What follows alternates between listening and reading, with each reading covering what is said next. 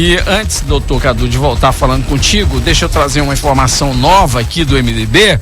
Eu falei com um importante assessor aí da campanha do pré-candidato William, e ele me disse hoje que não tinha nada concreto ainda, essa confirmação de que o William está ou não filiado no MDB. Eu não sei, parece que está acontecendo alguma coisa que eles estão escondendo de mim. Tem muita gente que não quer falar nada. Nas últimas 24 horas, um silêncio tomou conta do MDB. E eu quero aproveitar o Cadu aqui e perguntar: Cadu, o que está acontecendo? O que aconteceu nas últimas 24 horas no MDB, Cadu? Revela pra mim, Cadu, já que... Eu acho natural, normal, processo de filiação.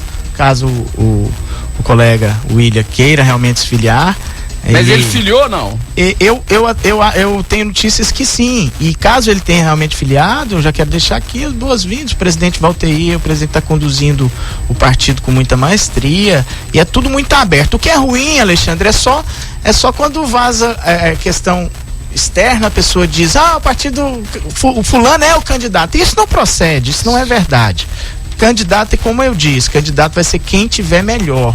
E essa é algo que o governador Helder falou de maneira muito aberta, que o Jader Filho falou de maneira muito aberta, e tudo que fizeram de distorção, as pessoas depois avaliam quando as coisas são distorcidas e avaliam e julgam conforme, né, entende. Voltando, Alexandre, posso voltar? Vamos voltar. Você falou da questão do intervalo. Você falou da questão de eu ter ido em algumas inaugurações, né? Alexandre, particularmente, eu gosto muito de inauguração de obra, seja ela estadual ou federal. Inauguração ao lado do prefeito. Eu gosto muito. E todas as vezes que eu for convidado, eu irei, tá? Do governo do estado, do governo federal, quando eu puder, eu irei. É normal que as pessoas especulem.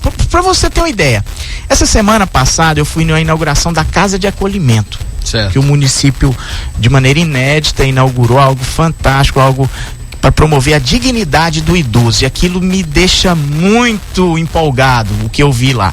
E eu não fui chamado em palco, eu não participei de mesa, mas eu fui como cidadão comum que sou. E ali, o Valteir, que é o nosso presidente do partido, foi convidado, foi à frente. E aí o que eles especularam? Que o Valteir é o candidato do Iavé. Não, mas aí, entendeu? Especularam, saiu isso. Cadu, mas são situações diferentes. Não, me permita agora. Eu falo que são situações diferentes. O seguinte: até o dia 31 de dezembro de 2019, você podia fazer um monte de coisas que do dia 1º de janeiro para cá você não pode fazer, como pré-candidato. O doutor Valteir, na condição de presidente do sindicato rural... Não, ele foi na condição de presidente. Mas ele também é presidente do sindicato. Ele tem a prerrogativa. Ele tem a prerrogativa. Ele pode usar essa prerrogativa como presidente do sindicato rural para estar nos eventos públicos. Já você, deixa eu explicar. Se você fosse presidente da UAB, você não. O que acontece, Alexandre?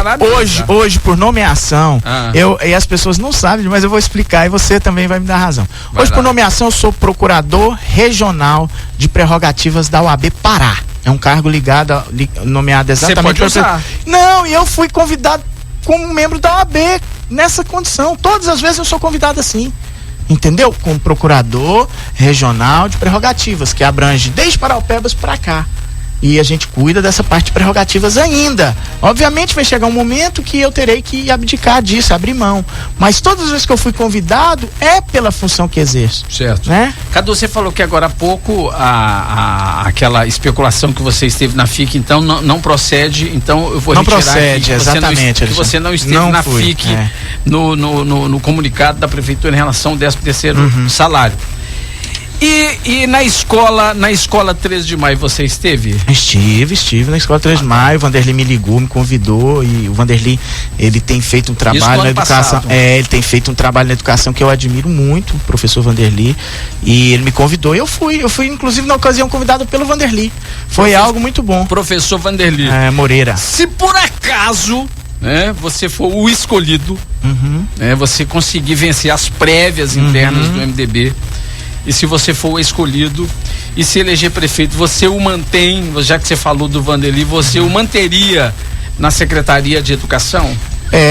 Alexandre, eu participei de uma reunião com o sindicato, o Sintep, com uma das alas do Sintep, e eles me perguntaram isso. Com muita naturalidade, o que eu disse é o seguinte: eu admiro, respeito muito o trabalho do professor Vanderly, igual eu admiro o trabalho, tem outro secretário também que eu admiro muito o trabalho, só que essa é uma escolha que não pode ser só do prefeito, isso é um diálogo.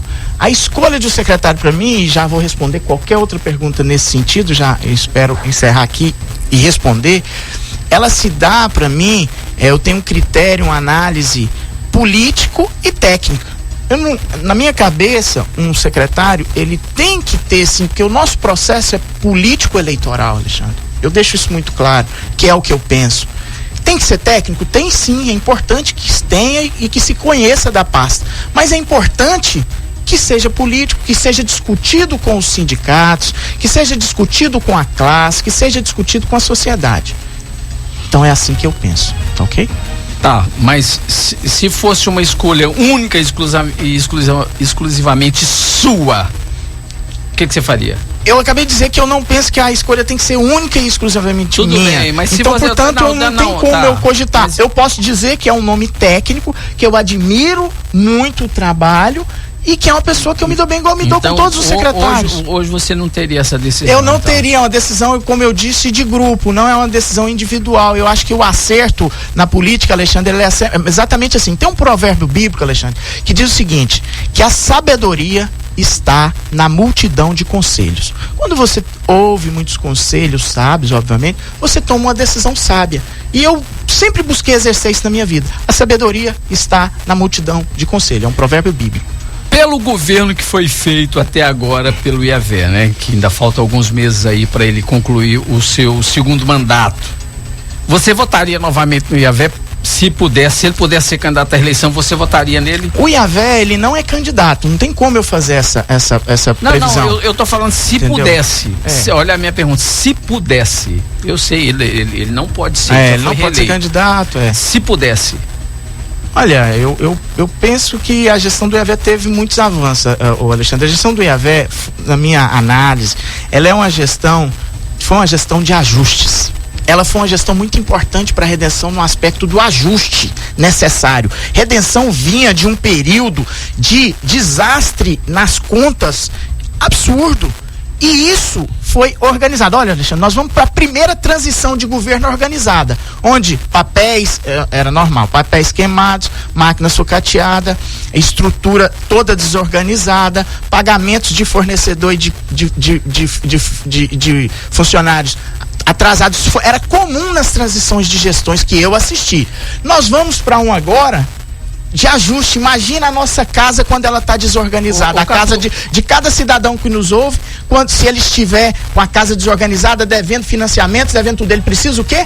Ajustar, enxugar. E a partir de agora, penso eu, o gestor que a população entender e escolher poderá avançar significativamente nos próximos 4 ou 8 anos. Por quê? Porque a casa está arrumada. Você não acha que tem muito mito nisso?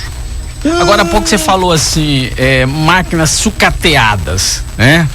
Se você pegar, eu me lembro de um histórico que o JPC, assim que ele ganhou a eleição, aquela eleição que ele foi eleito, ele foi ali na garagem, vocês estão me ouvindo aqui, nos estúdios, e você que tem em casa também, o JPC foi lá na garagem e pegou um monte de sucata e levou pra praça, né? E ficou memorável aquela cena daquelas sucatas lá na praça, né? E aí mostrou que aquilo foi o que ele teria recebido da gestão passada. Você lembra dessa imagem? Alexandre, eu lembro, só que eu lembro. Só para falar por que eu falei que é muito mito. Se a gente sair daqui dos estúdios, você sair de casa, e se nós formos hoje lá na Secretaria de Obras do município, nós vamos ter muito mais sucata para levar para a praça do que o JPC levou naquele momento. Ou seja, a sucata, é normal ter sucata, Alexandre, não é no município de Redenção.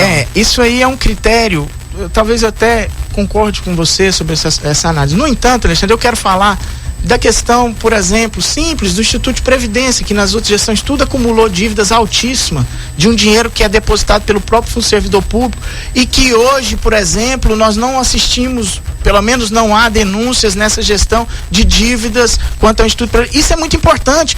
Dívidas com fornecedores era comum, a Prefeitura de Redenção, e isso é fato. A Prefeitura de Redenção era caloteira. Se você fizer um apanhado hoje, me perdoe, Cadu, mas você é advogado e sabe disso. Se você fizer um apanhado hoje dentro da Prefeitura de Redenção, qualquer prefeitura do Pará, nós vamos encontrar muitas dívidas que o prefeito se recusou a pagar.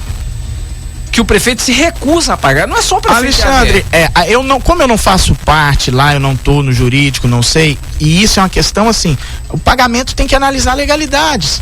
Você não pode pagar coisas de gestão anterior se não cumpre ali a formalidade legal, porque senão todo prefeito, e sendo você mesmo, sendo você mesmo teria problema. Então o prefeito analisa isso. Inclusive a justiça está mandando prefeituras, não só de Redenção, a pagar dívidas que foram contraídas por outro prefeito, e a gente sabe que a dívida da prefeitura ela é impessoal. E quando você fala assim do INSS, Instituto de Previdência do Município, do Instituto IPMR, do IPMR, vamos falar do IPMR, porque no caso de Redenção tem o Instituto próprio de Previdência dos funcionários. O IAVE, ele renegociou dívidas de quem? Dos outros. Dos demais prefeitos anteriores. Mas esse tipo de renegociação foi feito também pelo Wagner, ex-prefeito, foi feito pelo próprio Vanderlei. E quando o prefeito IAVE renegociou, e aí eu tenho que reconhecer o mérito, o prefeito está conseguindo pagar as parcelas. Em alguns momentos. E recolher, que é o principal, Alexandre. O principal, Alexandre, é se apropriar indevidamente do dinheiro que é do servidor. Isso não significa que ele pagou a conta, não. Não, claro que não. Essa renegociação aí, ela é feita em 200 Alexandre, parcelas. Eu me refiro ao recolhimento mensal, que recolhe, desconta do servidor e não repassa para o Instituto. Isso é o quê? Apropriação indébita, é crime. Alexandre, eu acho que você que está conduzindo e tudo, mas nós estamos chegando ao final, eu posso aqui só agradecer, né, as pessoas que nos ouvem. Mas ainda temos um tempinho, cara. Temos, né? Então, mas assim, Alexandre, tem algo que eu queria dizer, porque as pessoas perguntam muito, quem é o Cadu? As pessoas perguntam, né? Muitos me conhecem como advogado, bem sucedido, fui presidente da OAB por 2 mandatos, construímos a melhor e maior sede da OAB das 28 subseções do estado do Pará, em Redenção, fomos o único presidente da OAB reeleito. As pessoas não conhecem, Alexandre, o Carlos Eduardo Cadu, que nasceu, foi criado, viveu nas casas populares de Séries, em casas, como eu tenho falado onde eu vou, semelhantes ali em Séries Goiás. Séries Goiás, exatamente. E ali tive a minha infância com muita dificuldade, meu pai assalariado, e para estudar era praticamente algo impossível. E a vida a todo tempo, Alexandre, disse para mim, você não vai conseguir. Igual eu falo para jovens muitas vezes, para os jovens que tanto sonham em chegar a algum lugar. Todas essas dúvidas eu passei, todas essas dificuldades eu passei. E Deus abriu e abençoou. Eu conheci a Alexandra, minha esposa é filha de Redenção, ela nasceu aqui. Minha esposa nasceu aqui, é filha daqui e saiu para estudar também. A Fernanda, que muitos conhecem, filha do seu Adão Modesto, que faleceu em 2009. A dona Ana é viva. Aqui nós escolhemos para viver, aqui nós escolhemos para morar. Aqui eu tive os 3 filhos amados que eu tenho, Adão Neto, Vitor Hugo, que são gêmeos, e a Ana Laura. O Carlos Eduardo, então, Alexandre, que as pessoas muitas vezes perguntam, o Cadu é uma pessoa que sonhou muito, que lutou muito, e não é somente o advogado bem-sucedido, graças a Deus por isso.